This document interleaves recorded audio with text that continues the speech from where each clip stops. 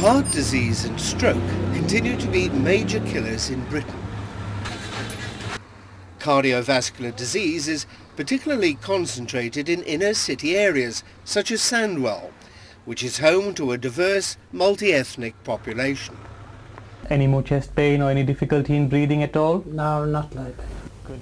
And you've been The taking reasons tablets for regularly? excess cardiovascular risk in Sandwell and the Black Country is due to increased rates of diabetes, high blood pressure, obesity and high cholesterol, factors that increase the risk of heart attacks and stroke.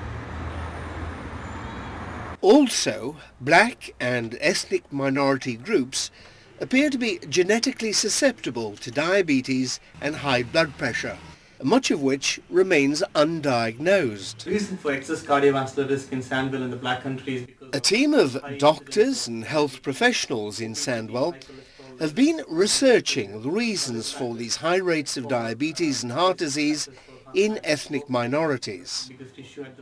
Dr. Elizabeth Hughes is the consultant physician who led this research. And together with Tony Deep of East End Foods, has founded a charity called Healthy Hearts. This is a social enterprise initiative tackling health inequality. A delegation consisting of health professionals, the private sector and social and charitable organisations, all of whom have an impact on health and health care, were taken to the House of Commons to meet the Right Honourable Patricia Hewitt MP, the Secretary of State for Health, and there they launched this charity. The Right Honourable Keith Vaz MP hosted the event. I'm very pleased to say that the Secretary of State has arrived. The Health Secretary was garlanded with flowers in the traditional manner.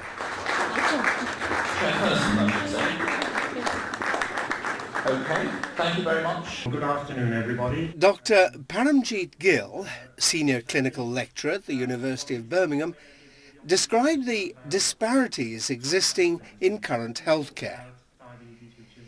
He explained that providing an equal service is not about giving people the same service.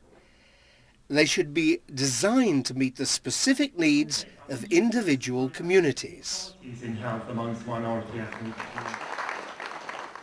Dr. Liz Hughes gives her account of the research and the project. Some 20 years ago, whilst working in the eastern part of Birmingham, I began to notice the significant numbers of South Asians from the Kashmiri community being admitted to our hospital with heart attacks at an early age. Many of these patients were also found to have diabetes, often with complications already present. Ladies and gentlemen, I'm happy that Health Secretary has accepted our invitation. There are people who have given me a lot, so it's important that I give back to the society. Cardiovascular disease is the leading cause of death in Britain. Some 238,000 premature deaths annually. But compared to the general population, the burden is much more prominent in the country's ethnic minorities. Heart attack rates are 50% higher in people originating from the Indian subcontinent. Stroke rates are also higher in South Asians, and this disease is particularly prevalent in those people originating from Africa and the Caribbean, and also in Irish communities.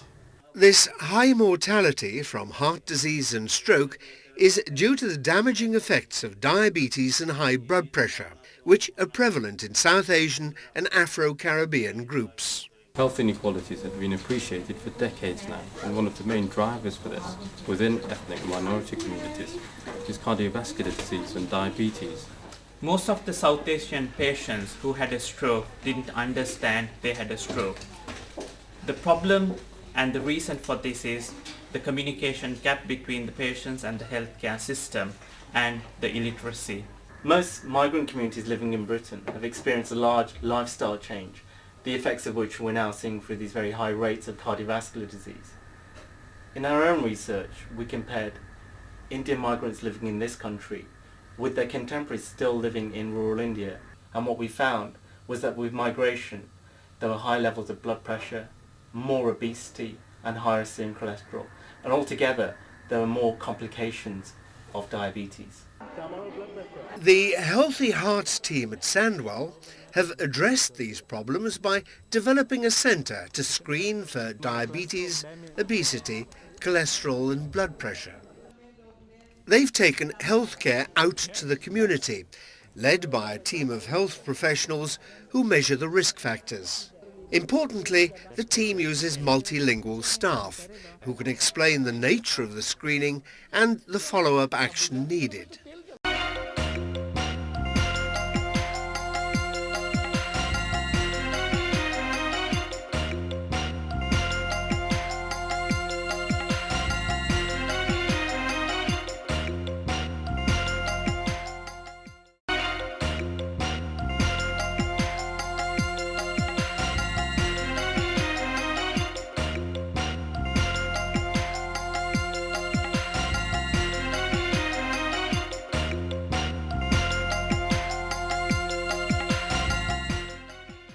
When we measure the blood pressure in the Healthy Heart community screens, we follow strict guidelines as provided by the British Hypertension Society. Diet is an important factor of diabetes and obesity, and the main emphasis is providing cultural appropriate information for this client group.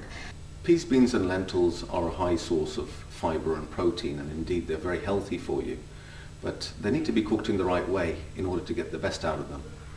The public really needs to be made aware of how dangerous trans fats can be, and a campaign in order to bring that awareness about is very, very important. The first approach to treatment is change in diet and lifestyle. But this advice needs to be tailored. East End Foods, a well-known Indian food company based in Sandwell, works as a part of the Healthy Hearts team developing culturally acceptable food options. We need to support projects like this, which addresses the inequalities in healthcare. I have personally lost 3 members of my family prematurely to diabetes and heart attack, and that is enough incentive for me to start a charity of this kind. I only discovered that I had type 2 diabetes when I visited my local screening centre. The work that is being done in Leicester and Sandwell is a huge tribute to the professionals. However, it is difficult to change people's eating habits. Wholemeal chapatis cooked in this manner are healthy. Practices like deep frying need to be reduced. Thank you. Keep looking this way. It is possible to cook Indian food healthily. We asked David Miliband, the Secretary of State for Environment and Food, to cook a curry for us using healthy ingredients. Later, we analysed this in the laboratory and found that it contained half the fat of curries on sale in supermarkets. What's more, it contained no hydrogenated fats, also known as trans fats. These are dangerous because they clog the arteries. John. Very Moorish. We want a coordinated effort by those that can make impact into the community. I think it is vital that in a place like the Midlands, with such a large ethnic minority population, that we should have centres that will screen citizens for diabetes. The research unit works out of Sandwell and West Birmingham Trust and particularly promotes research into cardiovascular and diabetes treatments, particularly focused on ethnic minority communities, which are very important in our area. I think this is a very exciting initiative and I'm happy to contribute the building in which the service will be based. Please welcome Patricia Hewitt. The NHS is brilliant. The NHS staff are brilliant at caring for people who are sick, who are in pain, who are acutely ill. But what we need to be doing far more of is preventing people becoming ill in the first place. And then if people have a treatable condition, like type 2 diabetes, making sure that they're given the support they need to look after themselves and to be supported in doing that by the NHS, so that that diabetes is reduced in severity instead of leading to worse and worse complications and then to their death. The incidence of type 2 diabetes and then of heart disease and premature heart attack is so much worse amongst the black and minority ethnic communities of our country. Type 2 diabetes alone, 3 times as likely to be found in the African and African Caribbean community, 6 times as likely in Britain's South Asian community.